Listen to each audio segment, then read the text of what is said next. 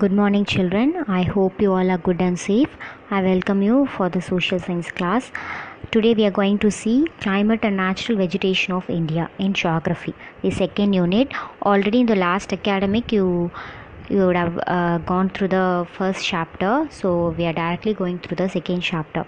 So in this chapter we are going to see the characteristics of different seasons in India. What are the different types of seasons we have in India, and about the rainfall distribution. In some areas we get good rainfall, good amount of rainfall, right? But some areas are very dry, so we are going to see the causes for it, and the different types of natural vegetation. That vegetation means plants, trees, grapes, everything. So about the natural vegetation and the wildlife in our country, in India.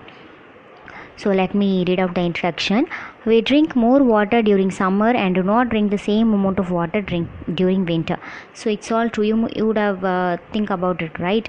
So in summer we used to drink more and more liquid items, so juice, water, shakes, milkshakes, everything. But in winter we used to reduce the amount. We don't drink that much liquid items. We won't drink that much water in winter season, right? In dressing style also we wear cotton in summer. In our places we used to wear always cotton dresses because it's too hot for us, but in winter we used to wear woolen clothes. So why it is, but in some other states that differs, right? So what are this? So the season, climates are the factors that affect all these things. We are going to see that in this chapter. So in this chapter you'll learn about the climate, rainfall distribution, how rainfall is being distributed throughout the world, throughout the country, and natural vegetation and wildlife of the country. First we'll go through the point called monsoon. The word monsoon has been derived from the Arabic word mawsim, which means season. So monsoon is derived from the Arabic word called mawsim, M-A-U-S-I-M. It means season. Originally, the word monsoon was used by Arab navigators several centuries ago to describe a system of seasonal reversal of winds along the shores of the Indian Ocean, especially over the Arabian Sea. So it was created by the Arab navigators while they were traveling the sea route. They come to use these words. This is monsoon, which means the wind blows. The blowing of the wind is called monsoon. It differs, right? When they go interior, the air blowing would be limited. So it blows from the southwest to northeast during summer and from the northeast to southwest during winter. So the air blows from southwest to northeast in summer, during summer season, but in winter season northeast to southwest it blows in that way, right?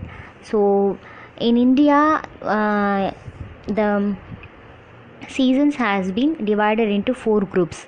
The meteorologists, those who research this rainy things and all, the climate weather, those who doing research and all, they are called meteorologists. So they recognize the 4 distinct seasons in India. The first one is winter or cold weather season. Winter or cold weather season. Second one is pre-monsoon or summer or hot season. Third one is southwest monsoon or rainy season, and the fourth one is northeast monsoon season. Okay, so first we'll go to the winter or cold weather season. So this season starts from January to February. So in January and February we'll feel very cold, right or not? So that is all winter season, very cold weather season. So during this period the vertical rays of the sun falls over the Tropic of Capricorn, which is far away from India. So the sun rays fall over the Tropic of Capricorn, okay, and the earth. So the rays will be little bit slanting. We won't get direct rays of the sun. It would be little more slanting. So this cold weather is characterized by clear skies, fine weather, light northerly winds, low humidity, right? So in this cold weather season you would have noticed the sky would be little bit clear, okay. Fine weather, we'll also used to say, fine weather, nice weather, some chillness in the air, wind and low humidity. It's like drizzling, but it won't rain or it won't drizzle, but some chillness in the air. So these all happens in the winter or cold weather season, that is during January and February. The mean daily minimum temperatures ranges from 22 degrees Celsius in the extreme south to 10 degrees Celsius in the northern plains and 6 degree in Punjab. The rain during this season generally occurs over the western Himalayas, Tamil Nadu and Kerala. So some amount of rain during this season, it occurs over the western Himalayas, in Tamil Nadu and in Kerala. So this rainfall is very useful for the cultivation of winter wheat.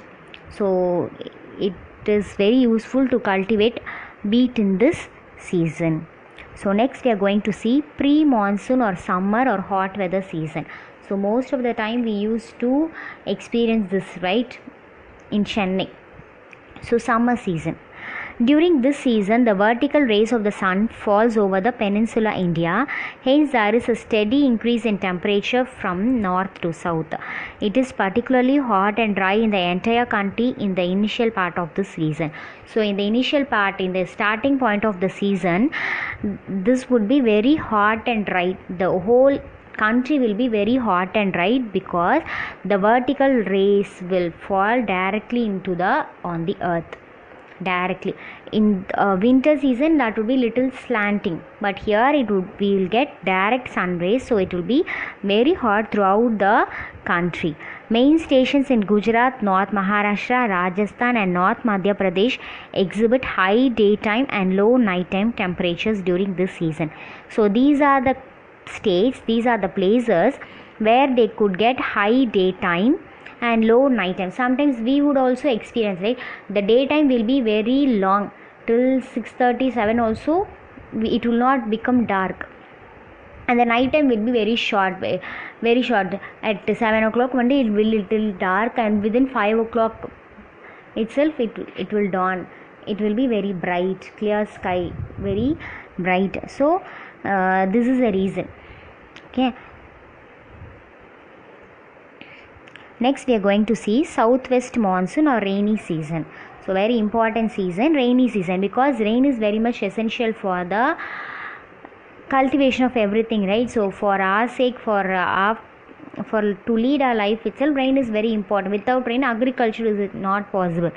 So if no agriculture, we can't get food. So rain is very important. So this is one of the important season. The southwest monsoon is the most significant feature of the Indian climate. The onset of the southwest monsoon takes place normally over the southern tip of the country by the first week of June, advances along the Konkan coast in early June and covers the whole country by July 15th. So this monsoon, it starts from the first week of June and in the second week of early June and covers the whole country by the July 15th. Okay, so it will take 1.5 months. In the Konkan coast, it advances along the Konkan coast. So Konkan coast, it extends throughout the western coast of Maharashtra, Goa and Karnataka. So it covers all the 3 states. It's a very big coast, okay, nearly 450 miles. Okay, so overall about 75% of Indian rainfall is received from this monsoon. So we are getting 75% of Indian rainfall. So this is the main and significant monsoon, because 75% of rainfall we are getting due to this southwest monsoon only. Tamil Nadu, which is located in the leeward side, receives only a meager rainfall. But Tamil Nadu, we get only slight, not that much, but we'll get slight rainfall. The sudden approach of monsoon wind over the South India with lightning and thunder is termed as break or burst of monsoon. The sudden approach of monsoon towards South India, over South India with lightning and thunder. It is called burst of monsoon. It's burst, like sudden approach, right? We couldn't expect. So that's called break or burst of monsoon. So it lowers the temperature of India to a large extent. The monsoon wind strikes against the southern tip of Indian landmass and get divided into two branches. One branch starts from Arabian Sea and other from Bay of Bengal. So it has two branches. One starts from Arabian Sea and other one is from Bay of Bengal. The Arabian Sea branch of southwest monsoon gives heavy rainfall to the west coast of India. So it is located near the windward of the Western Ghats. So we get heavy rainfall during this season in the west coast of India. The other part which advances towards the north is obstructed by Himalayan mountains and results in heavy rainfall in the north. So in the north also, due to Himalayan mountain, it advances toward the north. So the same heavy rainfall would be there also. So now we are going to see about the post monsoon or retreating or northeast monsoon season. So northeast monsoon season, it starts from October to December. The southwest monsoon begins to retreat from North India by the end of September due to the southward shifting pressure belts. The southwest monsoon wind returns from Indian landmass and blows toward Bay of Bengal. So this southwest monsoon, it returns from Indian landmass and blows towards Bay of Bengal. Andhra Pradesh, Tamil Nadu, Kerala and South Interior Karnataka receive good amount of rainfall, accounted for 35% of the annual total. So these states would receive good amount of rainfall.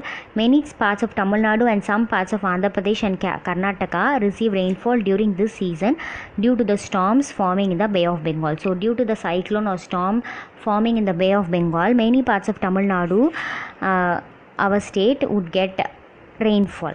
So children, we also get from this season only, October to December only, we'll receive many huge rainfall. That time only we'll get holidays also, right? So for our state and in Andhra Pradesh, the rainfall is between October to December, right? So now we are going to see the wildlife of our country. The term wildlife includes animals of any habitat in nature. Wildlife are non-domesticated animals and include both vertebrates and invertebrates. So the word wildlife includes all animals of any inhabitant, whether it is living in country or in forest, it doesn't care. Wildlife means it includes every animals in nature. Wildlife, it includes both domesticated and non-domesticated, both vertebrates and invertebrates. Vertebrates mean that reptiles, birds, mammals. Invertebrates means butterflies, moths, bees and all. Okay. India has a rich and diversified wildlife. So India is very rich for wildlife. So it is has very many varieties of animals. The Indian fauna consists of about 81,251 species of animals out of world's total of about 1.5 billion species. So the whole world has consisting 1.5 million species. In that, 81,251 species is of India's. The faunal diversity of the country consists of about 6,500 invertebrates, 5,000 molluscs, 2,546 fishes, 1,228 birds, 458 mammals, 446 reptiles, 204 amphibians, 4 panthers and 60,000 species of insects. So these are the list of it. So India has a very big boon in wildlife, right? Our country is a home of tigers, lions, leopards, snow leopards, pythons, wolves, fox, bears, crocodiles, rhinoceros, camels, wild dogs, monkeys, snakes, antelope species, deer species, varieties of bison and mighty Asian elephant. So our country we have all these animals in our country. So our duty is to protect all this, right? So we have many sanctuaries, wildlife sanctuaries, many zoological park in our country. In our state in Tamil Nadu also, Arinarana Zoological Park in Vandalur also is a very big one. So government has taken many steps to conserve all this, to preserve all these animals, because many animals, many species started to destroy. Many species we haven't seen at all. So this government has taken many efforts. hunting, deforestation, and other influences in the natural habitats have caused extinction of some species, and many are facing the danger of extinction. So it started dying, it started vanishing. So because of hunting, deforestation, by cutting down trees, by destroying forest and all, these animals couldn't find any homes for it to live.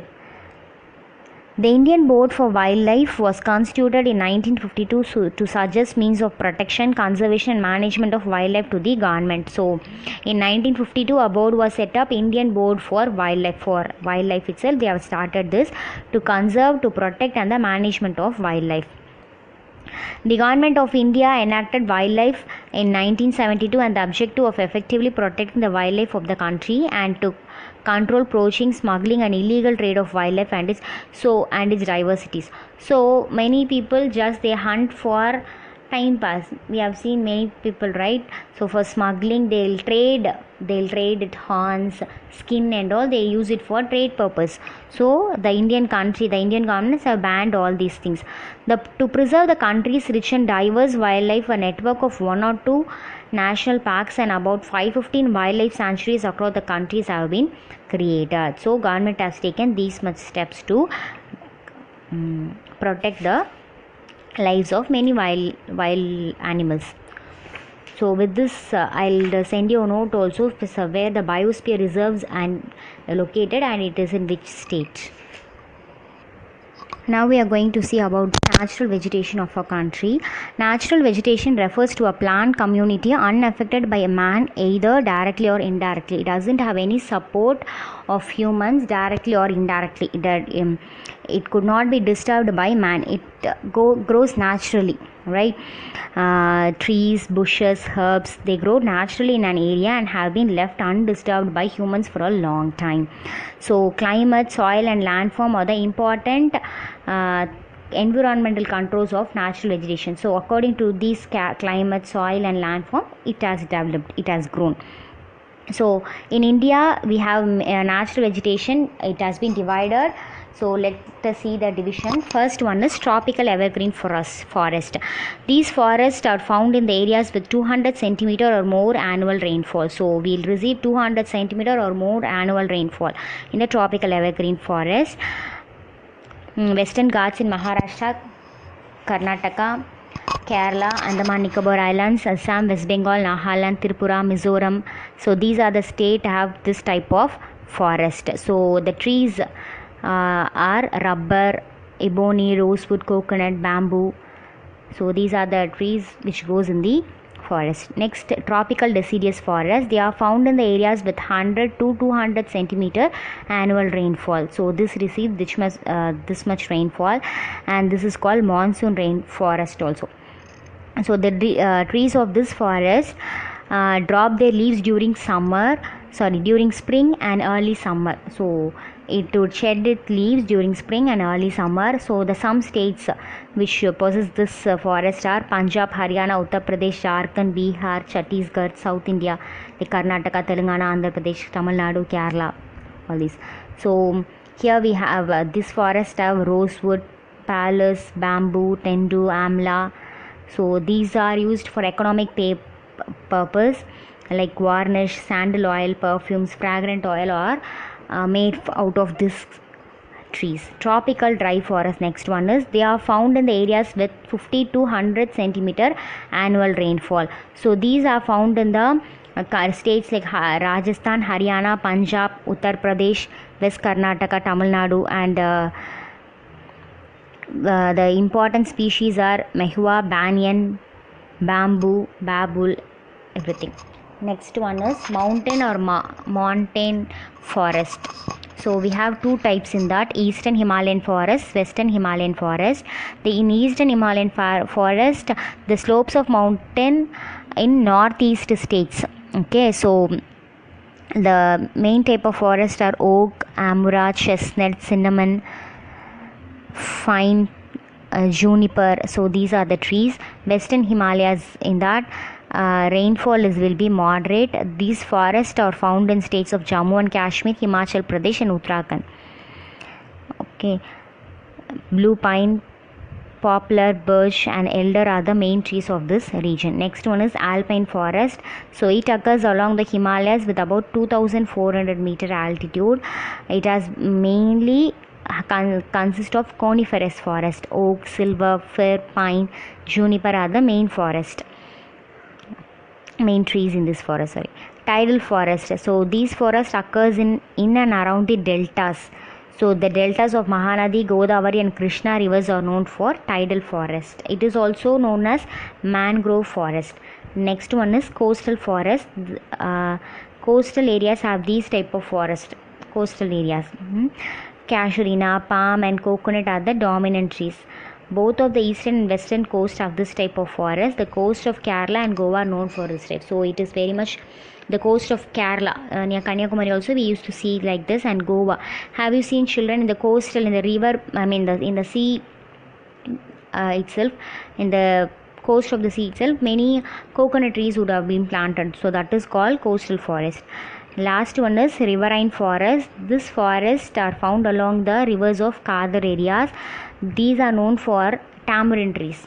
Okay, so the rivers of Great Plains are more prominent for this type of natural vegetation. So the river of Great Plains are very much important for this type of natural vegetation. So in this chapter we have seen about the wildlife, the forest, the climatic condition, the monsoon of our country. Okay, I will give you notes. Sorry, your ma'am will give you notes. Mubina ma'am would give some notes for you.